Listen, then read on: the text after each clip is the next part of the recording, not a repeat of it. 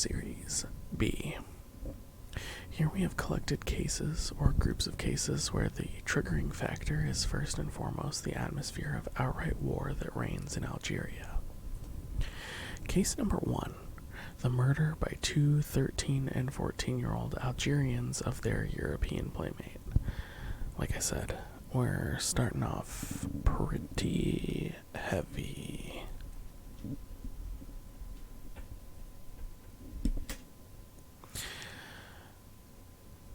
This involves a medical and legal examination. Two 13 and 14-year-olds, Algerian schoolboys, are accused of killing one of their European playmates. They have admitted to the act. The crime has been constructed and photos included in the file. They show one of the children holding their victim while the other stabs him with a knife. The accused did not go back on their statements. We have long conversations with them. The relevant extracts read as follows. And again, I want to make a note here that this is going to be pretty messed up. I mean, obviously, it's two kids murdering another kid. A, the 13-year-old. We were not angry with him. Every Thursday we used to go and hunt together with a slingshot up on the hill behind the village. He was our best friend. He had left school because he wanted to become a mason like his father. One day we decided to kill him because the Europeans want to kill all the Arabs. We can't kill the grown-ups, but we can kill someone like him because he's our own age. We didn't know how to go about it. We wanted to throw him into a ditch, but this might only have injured him. So we took a knife from home and we killed him. But why did you pick him? Because he used to play with us. Another boy wouldn't have gone up the hill with us. But he was a friend of yours? So why do they want to kill us? His father is in the militia and says we all ought to have our throats slit. Let me read that again. So why do they want to kill us? His father's in the militia and says we all ought to have our throats slit. But he didn't say anything like that to you? Him? No. You know he's dead now. Yes. What does being dead mean? It means it's all over. You go to heaven. Did you kill him? Yes. Are you sorry you killed someone? No, because they want to kill us, so... Do you mind being in prison? No. B. B, the 14-year-old. This boy is very different from his classmate. He's almost a man, an adult, judging from his muscular control, his physiognomy, and the tone and content of his answers. He does not deny killing either. Why did he do it? He does not answer the question, but asks me if I have ever seen a European in prison. Has there ever been a European arrested and imprisoned for the murder of an Algerian? I replied that, in fact, I had never seen any Europeans in prison. And yet, there are Algerians killed every day, aren't there? Yes. So why are there only Algerians in prison? How do you explain that? I can't. But tell me why you killed the boy who was your friend. I'll tell you. Have you heard of the Rivet business? Have you heard of the Rivet business? Yes. Two of my family were killed that day. At home, they say the French had sworn to kill us all, one after the other. Has any Frenchman been arrested for all those Algerians that were killed?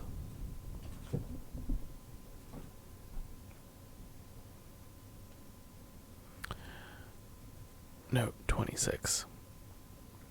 Rivet is a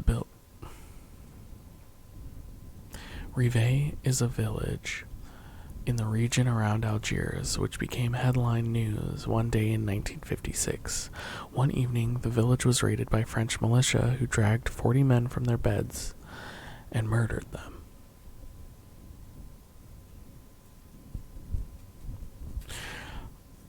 I don't know. While no one has been arrested, I wanted to take to the mountain, but I'm too young. So, the other boy and I said we would kill a European. Why? In your opinion, what do you think we should have done? I don't know, but you're a child, and the things that are going on are for grown-ups. But they kill children, too. But that's no reason for killing your friend. Well, I killed him.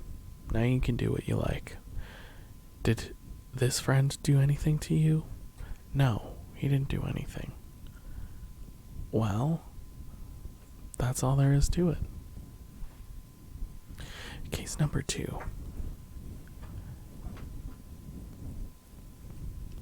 Paranoid delusions and suicidal behavior disguised as terrorist act, quote-unquote, in a young 22-year-old Algerian. Yeah, it is rough and philosopher. This patient was referred to the hospital by the French judiciary authorities following a medical and legal examination by French psychiatrists practicing in Algeria. The patient was emaciated and in a state of confusion. His body was covered in ecchymosis, and he was unable to absorb any food owing to 2 fractures of the jaw. For over 2 weeks, the patient was fed intravenously. After 2 weeks, his thinking became less blank, and we were able to establish contact. We managed to reconstruct the young man's dramatic story. During adolescence, he had been an ardent scout and became one of the leaders of the Muslim Scout movement. But at age 19, he completely abandoned the Scouts to devote himself entirely to his profession. A passionate student of mechanical data processing, he dreamed of becoming a leading professional specialist in the field. November 1st, 1954, found him absorbed in strictly professional matters. At the time, he showed no interest in the national liberation struggle. He had already forsaken his former friends. He said he was, at the time, quote, entirely devoted to improving his technical abilities, end quote. In mid-1955, however, during a family reunion, he suddenly got the impression his parents considered him a traitor. After a few days, this fleeting impression lost its edge, but deep down he felt strangely anxious and uneasy. He decided, therefore, to spend as little time as possible eating and talking with his family, and locked himself up in his room, avoided any contact. It was under these circumstances that the catastrophe occurred. One day, in the middle of the street, around 12:30, he distinctly heard a voice call him a traitor. He turned around but saw nobody. He hurried on and decided to stay away from work. He stayed in his room and did not have any dinner. It was during the night he suffered the attack. For 3 hours, he heard all kinds of insults, voices crying in his head and in the darkness. Traitor, coward, all your brothers are dying. Traitor, traitor, traitor. He was gripped by an indescribable anxiety. Quote, for 18 hours my heart beat at 130 beats per minute. I thought I was going to die. End quote. From that moment on, the patient could no longer swallow a thing. He got thinner by the minute, kept himself in pitch darkness, and refused to see his parents. Around the 3rd day, he isolated himself in prayer. He told me he remained kneeling 17 to 18 hours a day. On the 4th day, acting on impulse, like a madman, with a beard which must have made him look even more like a madman, he went out without his usual jacket or tie. Once he stepped into the street, he had no idea where to go, but he walked, and after a while found himself in the European sector. His physical appearance, he could be taken for a European, seemed to have protected him from being stopped and questioned by the French police, whereas next to him, Algerian men and women were being arrested, roughed up, insulted, and searched. Paradoxically, he had no identity papers on him. The fact that the enemy patrols instinctively showed him consideration confirmed his delusion that, quote, everyone knows he's on the side of the French. The soldiers themselves have orders to leave him alone. Moreover, the looks of the Algerians arrested with their hands behind their necks, waiting to be searched, seemed to him to be full of contempt. Stricken by an uncontrollable agitation, he quickly strode away. It was then he found himself in front of the French staff headquarters. At the gate stood several soldiers armed with machine guns. He walked over toward the soldiers, hurled himself onto one of them, and tried to grab his machine gun, shouting, "I am an Algerian!" Quickly brought under control, he was led into the police offices, where they stubbornly tried to make him confess the names of the leaders and various members of the network for which he was supposedly working. After a few days, the police and the soldiers realized they were dealing with a sick individual.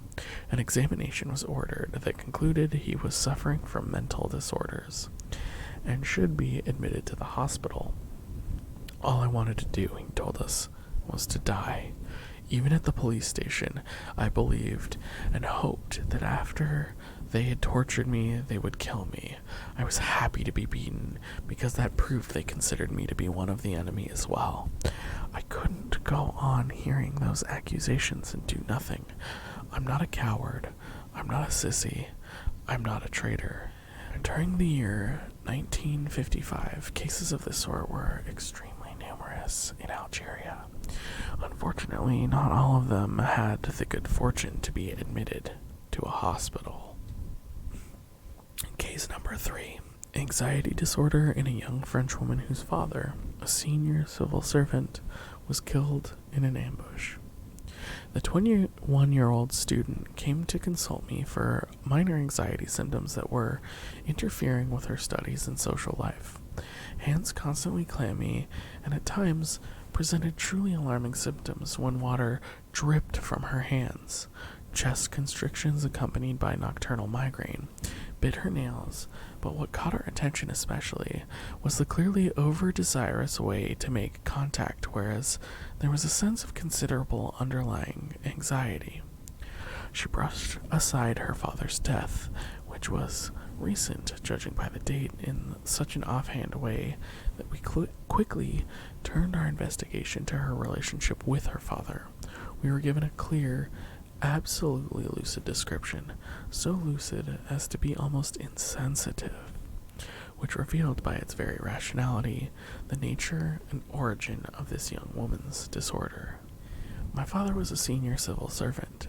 He was in charge of a vast rural area. As soon as the troubles broke out, he threw himself like a maniac into a frenzied manhunt for Algerians.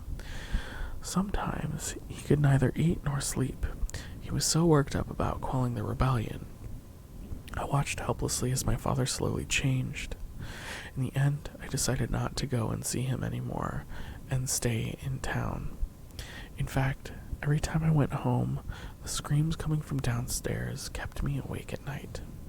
They were torturing Algerians in the cellar and the disused rooms so as to get information out of them. You can't imagine how horrible it is to hear screams like that all through the night.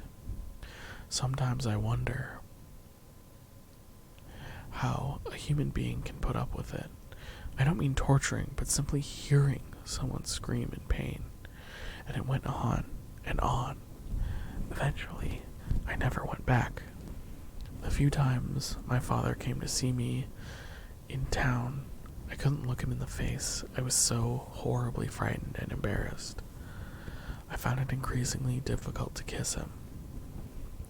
You see, I'd lived for a long time in the village. I knew almost all the families. I had played with the young Algerians of my age when we were little.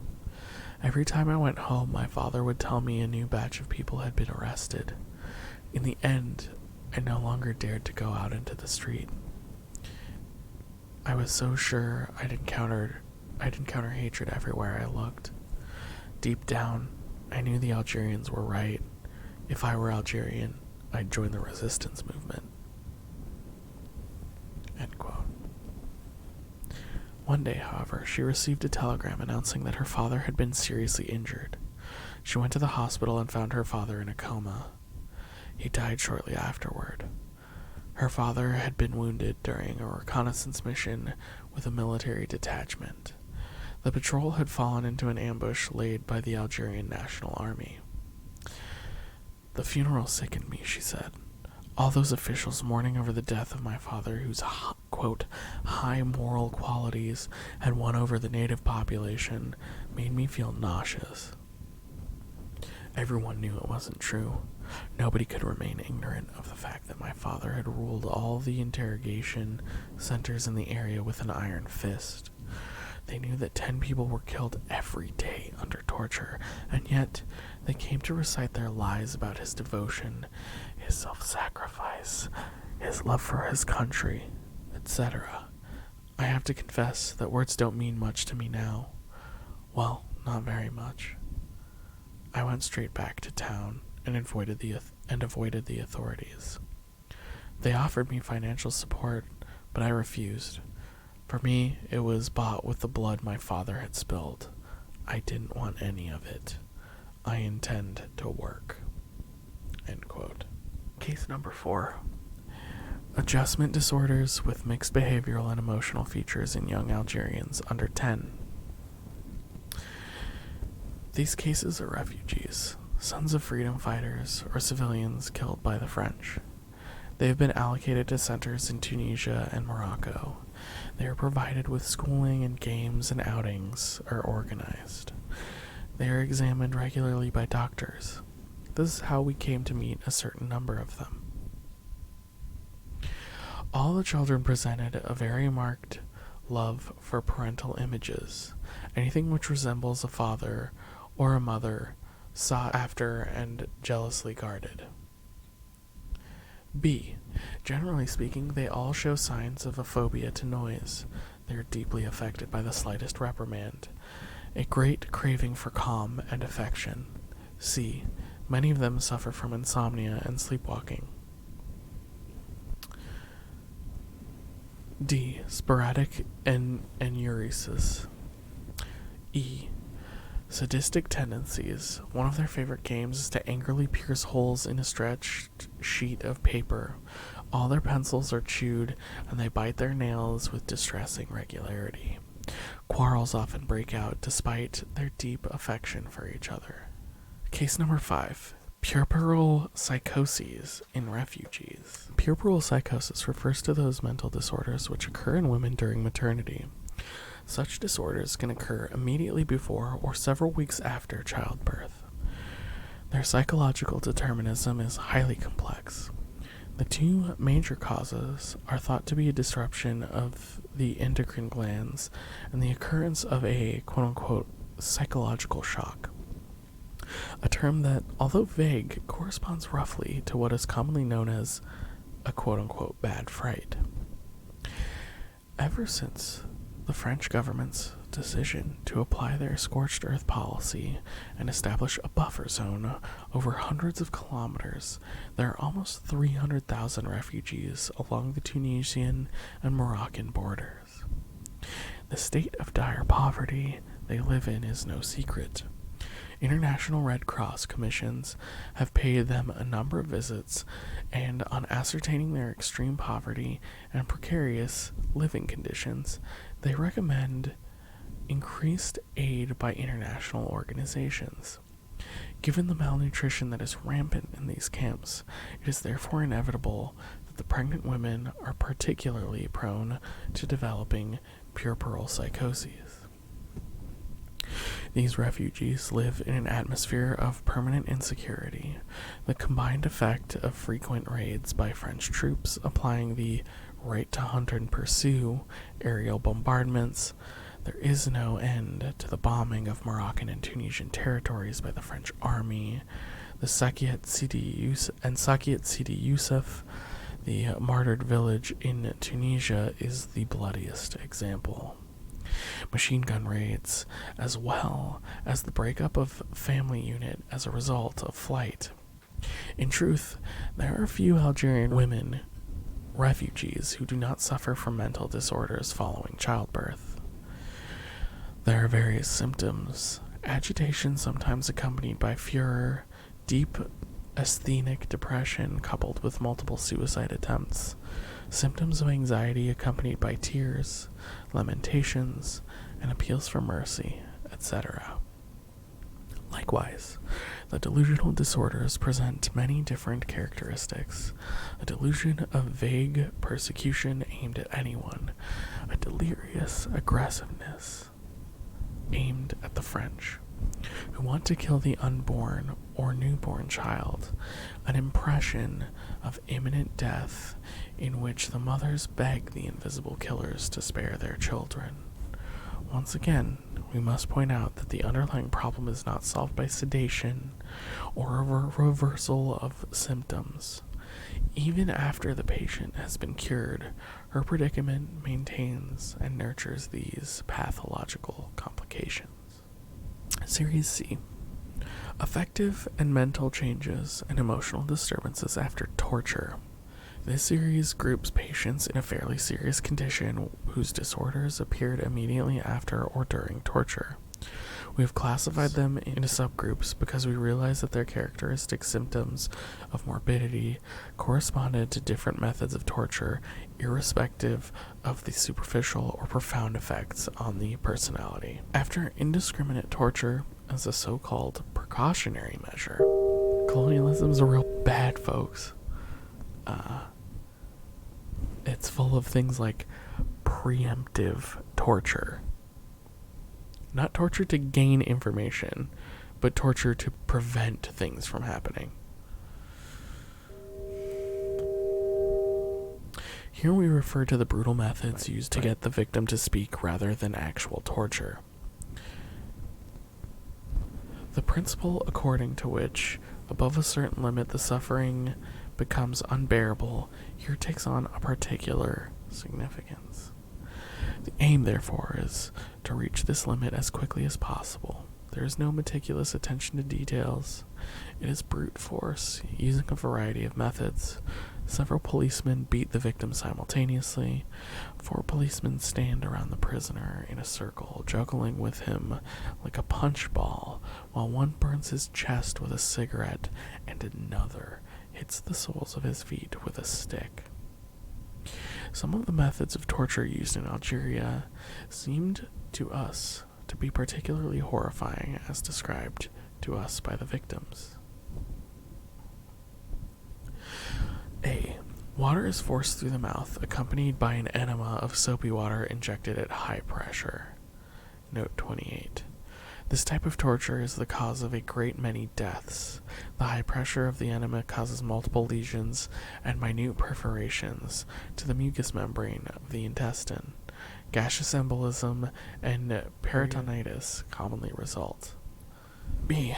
A bottle is rammed into the anus. 2 types of so-called forced immobility torture. C. The prisoner is forced to his knees, arms parallel to the ground, palms upward, keeping his torso and head straight. He is not allowed to move. A policeman sitting behind the prisoner forces him to remain motionless with blows from a billy club. That honestly sounds like the type of stuff that cops do now. Like, there's that famous video of the cop who murdered the guy for not following his contradictory orders. He was like on the ground crawling, and the cop shot him like 8 fucking times. D. The prisoner stands facing a wall, arms raised, his hands placed against the wall. Here again, at the slightest move or sign of weakening, he is dealt a series of blows. We must now point out there are 2 categories of tortured victims. A. Those who know something. B. Those who know nothing. A. Those who know something are seldom seen in the medical centers. We may know for a fact that a particular patriot has been tortured in the French prisons, but we never encounter him as a patient. Note 29. We are speaking, of course, of those Algerians who know something and have not confessed under torture, for it is a fact that an Algerian who confesses is killed immediately afterward. Those who know nothing, however, very often come to consult us. We do not mean those Algerians who have been beaten up during a police roundup or spot check. They never come to see us as patients either. We mean those Algerians belonging to no organization who are arrested and taken to police barracks or interrogation centers to be questioned. Psychiatric symptoms encountered. A. Clinical depression, 4 cases. These are melancholic patients, totally devoid of anxiety, depressed, and most of the time bedridden, who avoid contact and then very suddenly become extremely violent for no apparent reason. B. Anorexia nervosa, 5 cases. These patients pose serious problems since their anorexia nervosa is accompanied by a phobia of any physical contact. The nurse who approaches the patient and tries to touch him or take his hands, for example, is vigorously pushed away. Impossible to practice intravenous feeding or administer medication. Note 30. The medical staff have to take turns attending to the patient night and day and explaining things to him. The idea that the patient needs a little bullying is understandably of little use here. C. Restlessness, 11 cases. These are patients who cannot stay in one place. They insist on being alone and have difficulty accepting confinement with a doctor in his consulting room. 2 feelings frequently emerged in this first batch of tortured victims. First of all, that of injustice. Having been tortured day in and day out for nothing seems to have broken something in these men. One of these martyred victims had a particularly painful experience. After several days of unsuccessful torturing, the policemen came to realize they were dealing with a peace-loving individual who had nothing to do with any of the FLN networks. In spite of this conviction, a police inspector reportedly said, "Don't let him go like that.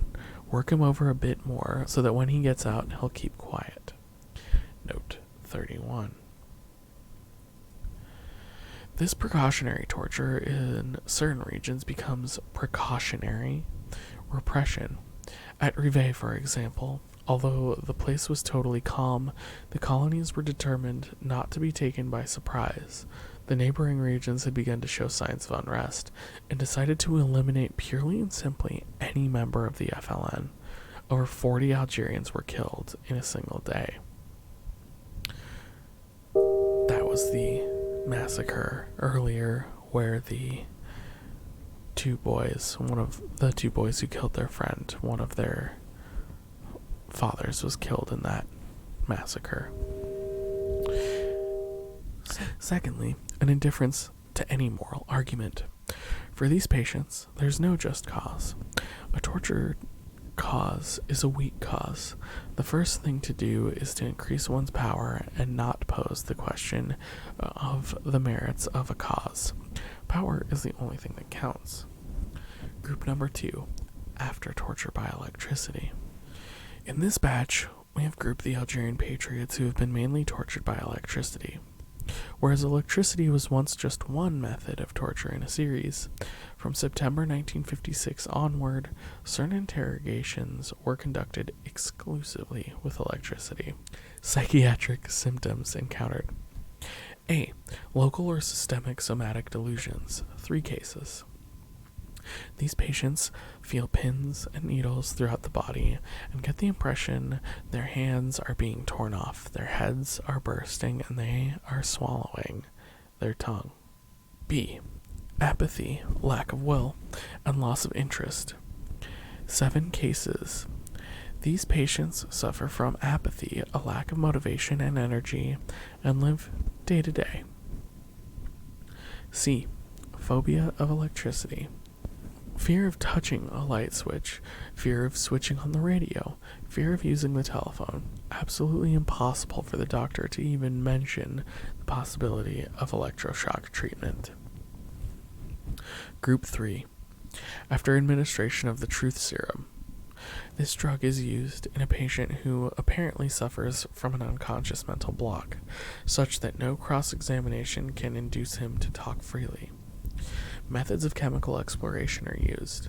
Intravenous injection of pentothal is the most common method, with the aim of liberating the patient from an inner conflict he is unable to surmount. The doctor intervenes in order to liberate the patient from this foreign body, quote-unquote. Note 32. In fact, it is not foreign at all. The conflict is nothing more than the result of the changing dynamics of his personality, where there is no question of quote-unquote foreign body. It would be better defined as being poorly assimilated. Nevertheless, there have been difficulties controlling the gradual disintegration of the psychological agencies, and it is not unusual to witness a spectacular deterioration or the emergence of new and quite inexplicable symptoms. Generally speaking, this method, therefore, has been more or less abandoned. In Algeria, the military doctors and psychiatrists have discovered further possibilities for experimenting with this method and in the police detention centers. If pentothal can release repression in the case of neuroses, then in the case of Algerian patriots, it must also be able to break the political barrier and get the prisoner to confess without recourse to electricity. For according to medical tradition, any suffering must be avoided. This is the medical equivalent of quote-unquote psychological warfare. The scene goes as follows. First of all, the psychiatrist states, "I am a doctor, not a policeman. I'm here to help you." Thus, the prisoner's trust is won after a few days. Note 33. We can also mention the case of psychiatrists running the Présence Française, groups who, appointed to examine the prisoner, started off boasting they were great friends with a defense lawyer and claiming both of them, the lawyer and the psychiatrist, would get the prisoner out. All the prisoners examined by this method were guillotined. These psychiatrists boasted in front of us of this neat method of overcoming quote-unquote resistance. Nevertheless, there have been difficulties controlling the gradual disintegration of the psychological agencies, and it is not unusual to witness a spectacular deterioration or the emergence of new and quite inexplicable symptoms. Generally speaking, this method, therefore, has been more or less abandoned. In Algeria, the military doctors and psychiatrists have discovered further possibilities for experimenting with this method in the police detention centers. If pentothal can release repression in the case of neuroses, then, in the case of the Algerian patriots, it must also be able to break the political barrier and get the prisoner to confess without recourse to electricity, for according to medical tradition, any suffering must be avoided.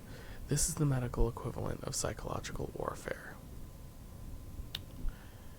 The scene goes as follows. First of all, the psychiatrist states, "I am a doctor, not a policeman. I am here to help you." Thus the prisoner's trust is won after a few days.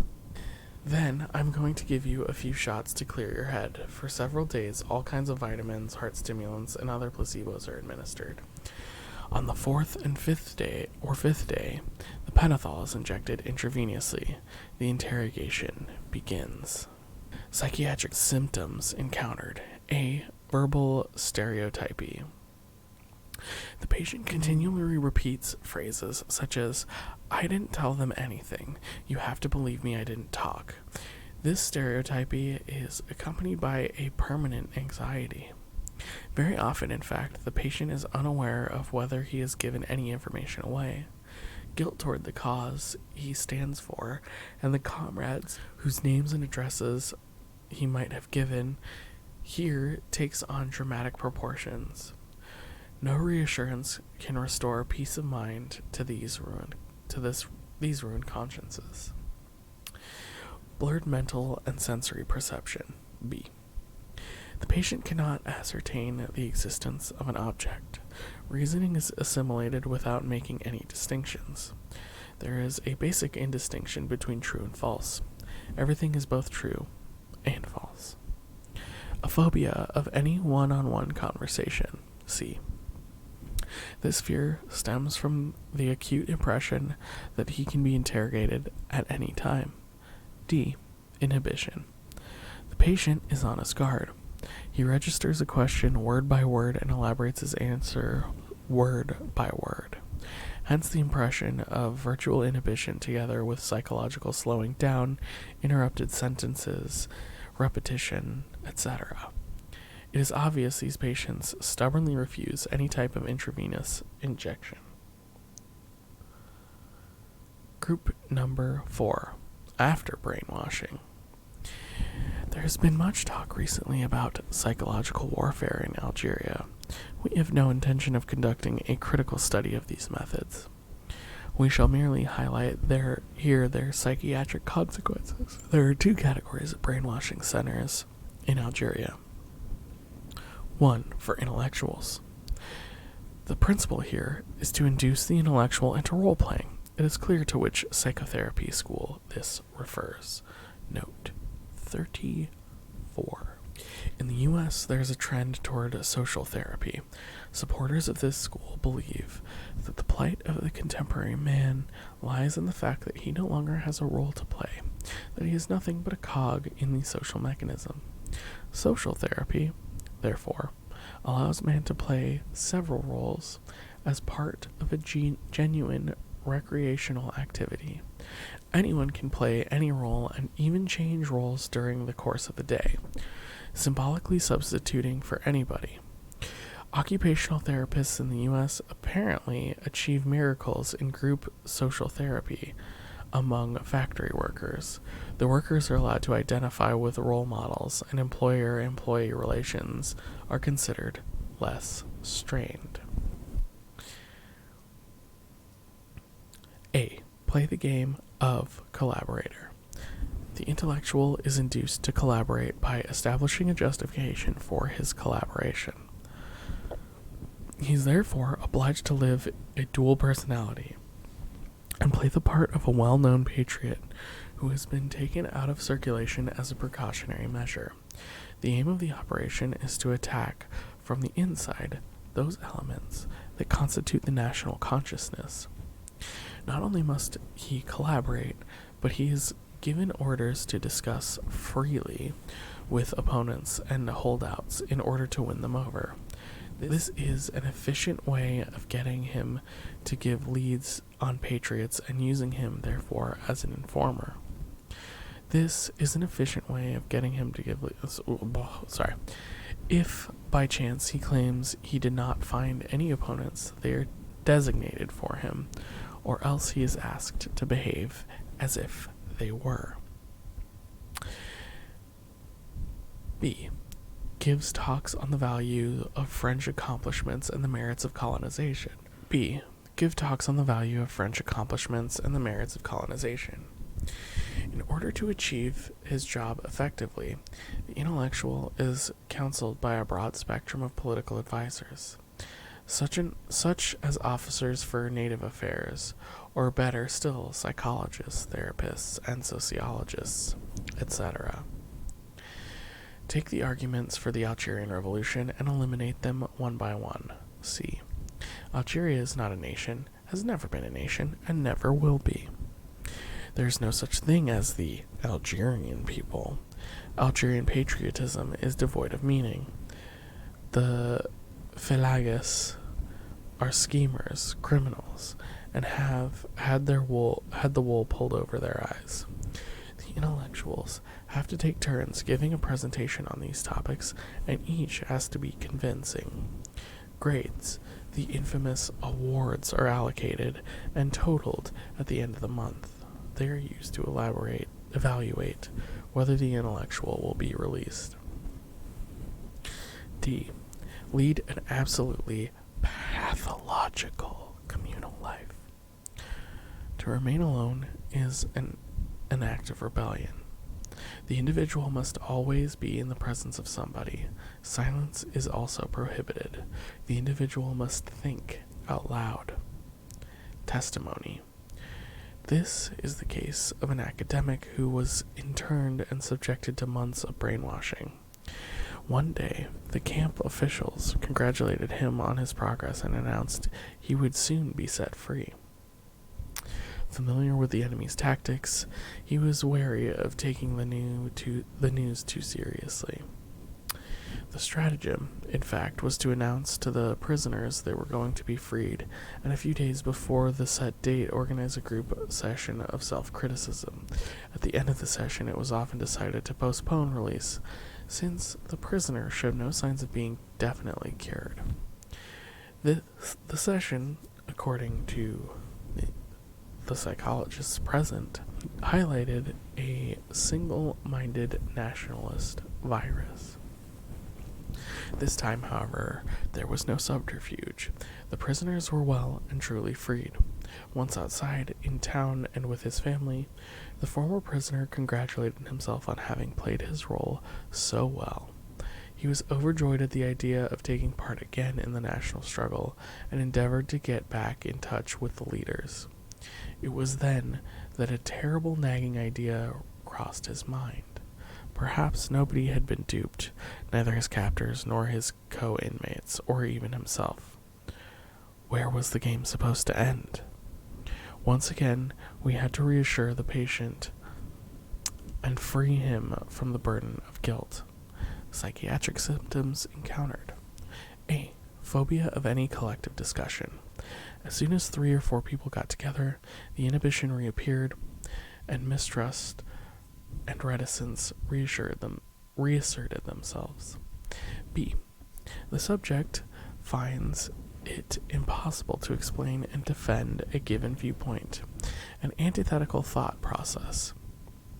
Anything which is affirmed can be simultaneously denied with the same force. This is certainly the most painful legacy we have encountered in this war. The obsessive personality is the fruit of the psychological warfare used in service of colonialism in Algeria. 2. For non-intellectuals. In centers like Berouagia, subjectivity is no longer taken as the starting point for modifying the individual's attitude. On the contrary, emphasis is on the body, which is broken in the hope that the national consciousness will disintegrate. The individual is knocked, quote-unquote, into shape. The individual's reward is being spared torture or being allowed to eat. You must confess you are not a member of the FLN. It has to be shouted collectively and repeatedly for hours. B. Then you have to confess to being in the FLN and now admit it was wrong. Down with the FLN. Then comes the next stage. The future of Algeria is French. It can only be French. Without France, Algeria would return to the Dark Ages. Finally, you are French. Long live France. The disorders encountered here are not serious. It is the bruised, suffering body which cries out for peace and calm. Series D. Psychosomatic disorders. The increasing occurrence of mental illness and the rampant development of specific pathological conditions are not the only legacy of the colonial war in Algeria. Apart from the pathology of torture, the pathology of the tortured, and that of the perpetrator, there is a pathology of the entire atmosphere in Algeria. A condition which leads the attending physician to say when confronted with a case they cannot understand, quote, "This will all be cleared up once the damned war is over," end quote. We propose grouping in this 4th series the illnesses encountered by Algerians, some of whom were sent to internment camps. They can all be characterized as being psychosomatic. The name psychosomatic pathology is given to the general body of organic disorders developed in response to a situation of conflict. Note 35. This term, which expresses an idealist notion, is being used less and less. The cortico-visceral terminology, in fact a legacy of Soviet research, especially Pavlov, has at least the advantage of putting the brain back in its place, i.e. of considering in the matrix where precisely the psyche is elaborated. Psychosomatic because its determinism is psychic in origin. This pathology is considered a way the organism can respond. In other words, how it adapts to the conflict. The disorder being both a symptom and a cure. More exactly, it is generally agreed that the organism, here again it is the former psychosomatic cortico-visceral body, outwits the conflict using the wrong but nevertheless economic channels. The organism chooses the lesser evil in order to avoid a complete breakdown. On the whole, this pathology is widely accepted today, although the various therapeutic methods, such as relaxation and suggestion, are highly uncertain. During the Second World War, air raids on England and the siege of Stalingrad, for example, in the Soviet Union, the number of disorders reported increased dramatically. We know perfectly well there is no need to be wounded by a bullet to suffer from the effects of war in the body and soul. Like any war, the war in Algeria has created its contingent cortico-visceral illness. Except for Group G below, all the disorders encountered in Algeria have been reported during quote-unquote conventional wars.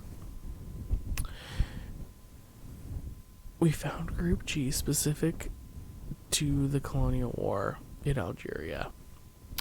This particular form of pathology, systemic muscular contraction, also caught our attention before the revolution began, but the doctors who described it turned it into a congenital stigma of the native, an original feature of his nervous system, manifest proof of a predominant extrapyramidal system in the colonized. 36.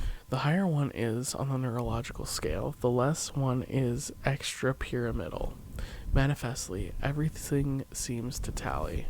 This contraction, in fact, is quite simply a postural concurrence, an evidence in the colonized muscles of their rigidity, their reticence, and refusal in the face of the colonial authorities. Psychosomatic symptoms encountered. A. Stomach ulcers. Very numerous. The pain is mainly felt at night, accompanied by severe vomiting, loss of weight, melancholia, and depression. Irritability is rare. Most of the patients are very young, between 18 and 25 years old. As a rule, we never advise surgery. A gastrectomy was conducted twice, and each time we had to reoperate within the year. A. Renal colic. Here again, the pain reaches its height during the night. Obviously, there are never any kidney stones. These colics can occur in 14 to 16-year-olds, but this is rare. C. Disturbed menstrual cycles. These symptoms are very common, and we will be brief. Either the women go 3 to 4 months without their periods, or menstruation is so painful it affects the women's character and behavior. D. Hypersomnia due to idiopathic tremors. I don't know why I said behaviors. These are the cases of young adults who are denied any rest owing to tiny systematic tremors resembling Parkinson's disease. Here, again, the quote-unquote great scientific minds might be tempted to suggest an extra-pyramidal determinism. E. Premature whitening of the hair. The hair of survivors of the interrogation centers suddenly turns white in patches, in specific areas or all over. Very often, This disorder is accompanied by deep asthenia plus loss of interest and impotence. F. Paroxysmal tachycardia. The heart rate suddenly accelerates to 120, 130, and 140 beats per minute. This tachycardia is accompanied by panic attacks, an impression of imminent death, and the end of the attack is marked by heavy sweating. Systemic contraction, muscular stiffness. These are male patients who slowly have difficulty making certain movements such as climbing stairs, walking quickly, or running. In 2 cases, it was very sudden. The cause of this difficulty lies in a characteristic rigidity, which inevitably suggests an attack on certain areas of the brain, central gray matter. Walking becomes contracted and turns into a shuffle. Passive bending on the lower limbs is practically impossible. The patient seems to be made in one piece. The face is set, but expresses a marked degree of bewilderment. The patient does not seem to be able to, quote-unquote, demobilize his nerves, end quote. He is constantly tense and on hold between life and death, as one of them told us, "You see, I'm as stiff as a corpse." Note 37. It is irrelevant to add that this is not a case of hysterical contraction. Thank you for watching this reading of Frantz Fanon's Wretched of the Earth. If you enjoy what you saw, please give this video a thumbs up and consider subscribing to my channel if you haven't done so already. I've got my Twitch and Twitter handles up there. I'll also have links to those in the description. Twitch is where we record most of these videos, and then I edit them together into a more cohesive, less rambly bit. There's also ways you can support me in this channel, and links to my Discord, my music, all that kind of fun stuff. So if you enjoyed it, please consider hitting those up. Thank you for watching, and we'll see you next time. Bye-bye.